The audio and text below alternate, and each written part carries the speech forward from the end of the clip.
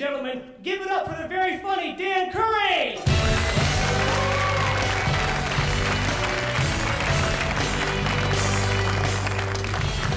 Hey everybody, give it up for Justin one more time. And you guys have an IKEA, how exciting. So good to be here. Guys, give it up one more time for Justin. Give it up for yourselves. We're gonna have a good time tonight. My wife, for Christmas, I got her what she wanted. She wanted a coupon to go to Painting with a Twist. You guys know Painting with a Twist? Yeah, I didn't know what it was. I Googled it. Turns out the twist is drinking. I was like, oh, I've been driving with a twist for years. There's no classes for me. At least not until I get caught. Then I hear they make you take a couple classes before you get your license back. My grandma just turned 92 years old, everybody. 92 years old. Yeah, I'll let her know you clapped. That's so nice. She turned 92 years old. I found out when you turn 92, people stop saying happy birthday and they start saying congratulations. Her birthday cake just said holy shit on it. That's all it said. No candles though, we don't want to hurt herself trying to blow those things out. So we had a birthday party for her and her friend that has left. And it was super easy to plan. Like, Muriel, you want to come? She's like, yeah, sure, done. Muriel said maybe on Facebook, but because, when you get that old, you never know what's going to happen. So we had this party, and there's Jell-O at it, because old people, and I had some Jell-O, and I realized it was the first time I had Jell-O without alcohol in it in 10 years.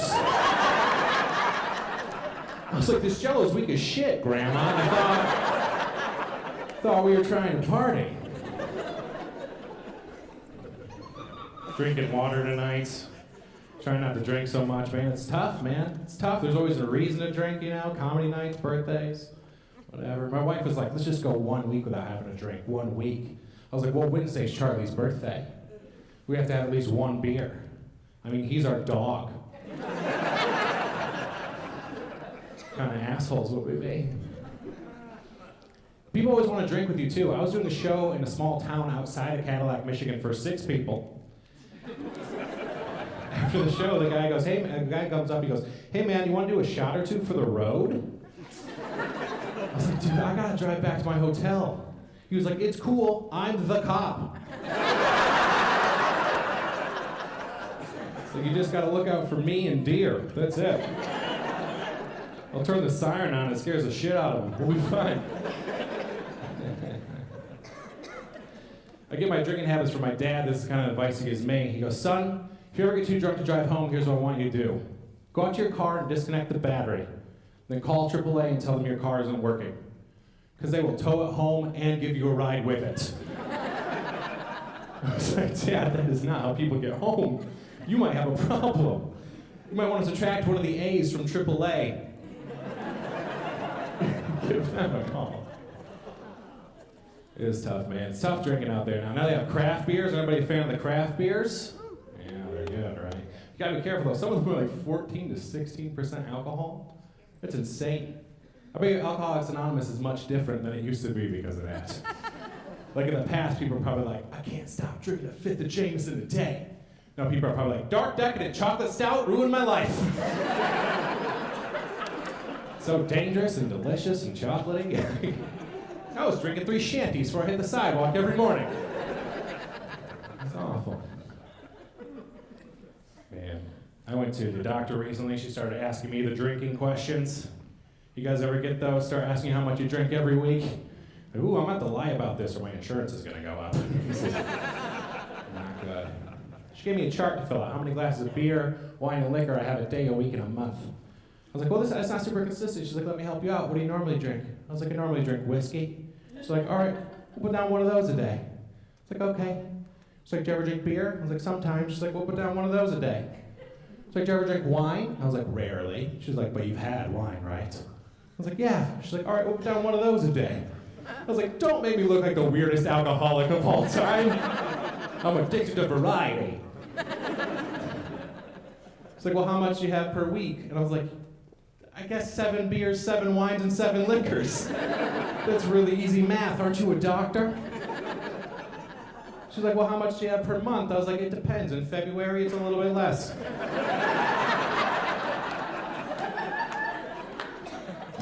That's a dumb joke, but I love it. Speaking of drinking, if you guys are going to party tonight, don't get too drunk and embarrass yourselves. Be careful out there. A couple weeks ago, I'm at a bar, sitting down next to this girl. I can tell she's hammered because she's wearing one of those tube dresses. You know that dress that's like one sleeve for your whole body? You know that dress, like, Ashley, we're going out, I'll put on my sleeve. That one singular black tube, you know? I can tell she's hammered because the top and the bottom were both moving towards her middle. Like in about a half hour, it was just gonna be a belt. She must have had a rough day or something. Because she kept doing all these vodka shots in a row. She's like, another. It's like 5 or 6 vodka shots in a row. Then she was like, now I need a Miller Lite. She takes it, she slams it, she looks at me, she goes, beer before liquor, never sicker. Liquor before beer, and then she threw up everywhere. I was like, I don't think that's how the rhyme goes. I'm not sure. Speaking of drinking, I was thinking about the DARE program the other day. One time we were in DARE, and we were watching a video of a bunch of 7th graders, and they're in their house huffing propane, because I guess that's what kids are into. And one kid was like, hey guys, we should smoke some weed. Another kid's like, sure. Lights up a joint and the house explodes. And it was like, don't smoke weed. And I was like, shouldn't that say don't huff propane? Pot before propane, your ass will remain.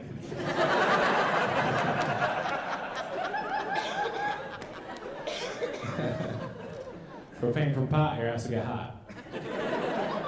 Safety first. Plus, why were they huffing propane if they had weed to begin with? Which kid came up with that idea? Who was like, hey, you guys want to smoke some weed? Nah, I want to ride the Blue Rhino.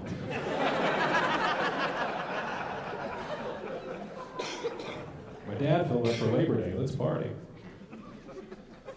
Oh no. Can't smoke weed anymore, man. Can't do it. Makes you too lazy. The first thing. Anybody else lazy? Lazy people?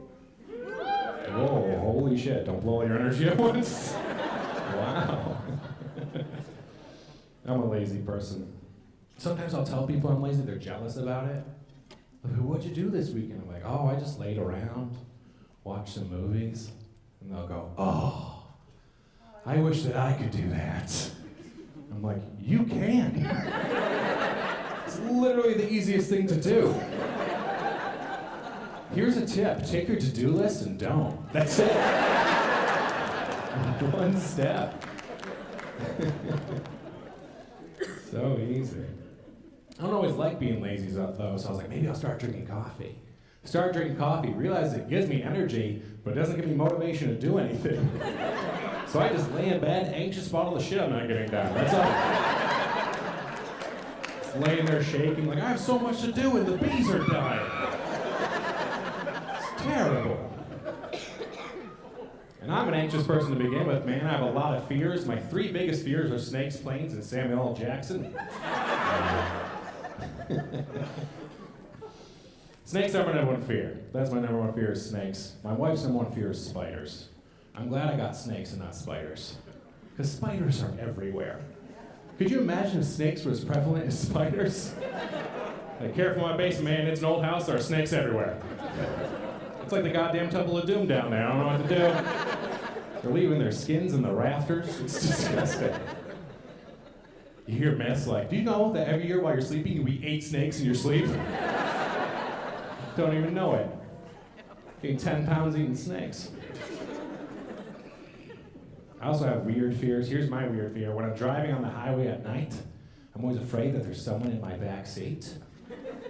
And I always forget that I have this fear until I've been driving for 10 or 15 minutes. And I'm afraid to take my eyes off the road to check back there. So what I've been doing recently, I've just been yelling shit out to catch the guy off guard. Just be driving down the road like, I know you're back there! Reveal yourself! You know? Just trying to get him to jump or something. But it doesn't work because he's not back there. But my brain doesn't accept that. So I've been trying more subtle things to catch the guy off guard. Like I'll drive down the road and go, I'm going to McDonald's, you want anything?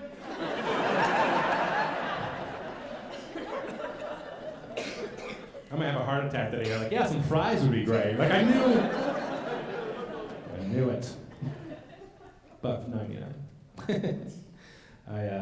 Just trying to get healthier, man. It's tough. Healthier physically, mentally. My wife and I were trying all different kinds of things, you know. One thing we decided we were gonna start doing is we were gonna start running. And I don't think we're gonna do it again. We had this one couple we hang out with, like, just stick with it. You'll start to like it. It becomes addicting. Running's like a drug. Running's like a drug. I was like, really? 'Cause I've never been at a party and heard a guy be like, hey, man, you want to go out back and do a mile or two? I got some sweatbands in my trunk. If the cops come, we can just keep running. Next thing we decided to do is we're going to stop eating fast food, which is really hard for me because I'm on the road doing comedy all the time and I love McDonald's. You know, it's at every exit. It's on those little blue signs that's coming up. I feel like they're trying to seduce me. Like, hey, Dan, do you want me? You can get off whenever you want. Ba-da-ba-ba-ba. Come at me. I'm like, you know, I'm just gonna ignore those signs. But they still have like the 50-foot tall golden arches in the sky. If you got lost or your GPS stopped working, you could still find McDonald's. We don't have that for the police or for hospitals. They trick you to go in there, man. When you're a kid, they trick you with toys, play places. As an adult, they trick you different ways. Like Monopoly at McDonald's. I love it, and I don't even know why. Like, hey, Dan, do you like the game Monopoly? Yeah, it's okay. You want to play for 3 months, never win, and get diarrhea? Yeah, I do. I'll do that. Do it every year. It's true, man. McDonald's, they give you the McShits. It's always the worst when I'm in the car, you know? Like I said, I'm in the car a lot for comedy. It's worse when you get in the car, right? You know what's really bad? If I have to turn down the radio to concentrate on not crapping my pants. Like, I know I'm a firework, Katy Perry. But if I don't turn you down, I'm gonna blow. I think that's what that song's about, I'm not sure. Sometimes my wife's in the car with me, talking to me, I'm like, you need to be quiet. Because I cannot open my ears and close all my other holes at the same time. We are in emergency lockdown mode. I need you on my team today, you know? It's awful, isn't it? Start thinking things like, I better not get pulled over. I'm just gonna shit myself in front of an officer. Son, you know how fast you're going? Shit my pants speed. That's how fast I was going. Doesn't really matter anymore. It's the worst. You always hit every red light. Start doing weird yoga breathing exercises you've never done before in your life. Just sitting there. Woo! Start doing diarrhea math, like I can make it home in 10 minutes. I can hold it for 11, I think we're okay. You don't think straight, you make mistakes. You'll see a public restroom and you go, you know what, I should stop. And then your dumb brain goes, you know what, no way, no, I'm gonna wait until I get to the comfort of my own home. And as soon as you pass it, you're like, shit, I shouldn't have done that. That was a mistake. I'm just gonna have to shit in a bush. Never tell anybody. I just made a new secret today. That's all that happened. The worst part for me is really when you're really close to home. Maybe you can see your house. You know, it's like your body knows. You're almost there, I unbuckle my seatbelt early. Gather all my belongings in my phone, wallet. I'm like, I just gotta put my car in park, run inside and let out these nuggets. Today is my day. But there's still a little voice in the back of my head like, today might be the day you shit your pants in the garage. That sucks. You don't know how to clean shitty pants. You're just gonna have to throw them away. Maybe take them back to the store. Excuse me, ma'am, these pants have shit in them? I don't like my pants with shit in them. I have my receipt. It's been less than 30 days. That's why I don't want to make holes anymore. Oh, man. I've been married for about 2 years now, guys. Coming up on 2 years. Yeah, my grandma made it to 92. You guys were thrilled. 2 years of marriage, no big deal. My wife, we did something fun. She had us do a little game at our anniversary where we're going to ask each other these questions. So we get to the dinner, she slides me this piece of paper. She goes, ask me this question. I was like, all right, what turns you on about me? And she was like, when you fix things. Like when you fixed our sink, it wasn't the only thing that was wet. And I was like, let's leave the jokes to me. That's a good try. And she's like, all right, what turns you on about me? I felt so dumb, I was like, boobs. I didn't know what to say. I was like, that's not fair, you had tighter pair. She's like, it's cool. Like, what about them? I was like, when they're out. When they're available for me to touch. You guys might get weird on this one, but my wife, she's bisexual. A lot of people have questions about that. One thing that people think is that we have threesomes all the time. And I gotta remind them that if we're gonna have threesomes, I'm still gonna be involved. You know what I mean? My wife is gorgeous. If you saw her, you'd be like, that guy? Really? No way. She'd probably go to any bar and pick up 80% of the people. But then she's gotta be like, yeah? And this guy? And I'm in the back like, hey! You coming over? We've got LaCroix. It's not cool, you know? I like my wife better than my last girlfriend. I heard that's a good thing. My last girlfriend and I, we had to break up because she dumped me. But it was alright. She was a little too kinky for me at the time. Like one time she wanted me to choke her in the bedroom, which was awkward because I had never choked anyone in my entire life. I was so bad at it. I was like, I'm such a nice guy. I didn't know what to do. But as we continued dating, I got better at it because I realized that I hated her. I was like, can we do that thing where I choke you? Some reason I get turned on when you turn blue. I don't know why. Oh, man. This has gone all right so far. I mean, you guys have been fun, you know? I didn't know how it was going to go because you guys are kind of the first people I've talked to all day. You said I'm lazy, I kind of lay it around, you know? You ever do that? You lay around your house all day, and then you go out into public, like, really late at night, and the sound of your own voice kind of scares you? Because you haven't used it. Like, welcome to McDonald's, how can I help you? Chicken! I like a McDonald's chicken! The guy in the back said, don't forget my fries. God damn it. Knew you were back there. We'll get out of here on this one. You guys have been so much fun, but, yeah, I want to tell you the story. The other day I was in the bathroom, I was in the stall, and I'm just checking my email and stuff. Which, by the way, if you ever borrow somebody's phone, like, wipe it off first.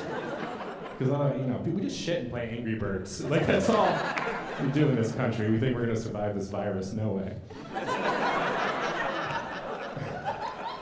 There's no way. Anyway, I'm in there, and like a dad and like a 3 or 4 year old boy come in, and dad's like, go to the bathroom. Boy goes in the stall next to me, and immediately he starts crying. And dad's like, what's wrong? And the boy's like, there's poop in my pants, I didn't know. Daddy, there's poop in my pants, and I didn't know. And all I could think is, thank God that doesn't happen to me. Can you guys imagine about to go to the bathroom and put on your pants, like, oh, fuck, there's shit in there already. And I didn't even know. I'm about to take these back to Kohl's. Thanks, guys. My name's Dan Currie. Have a great night, rest of the night.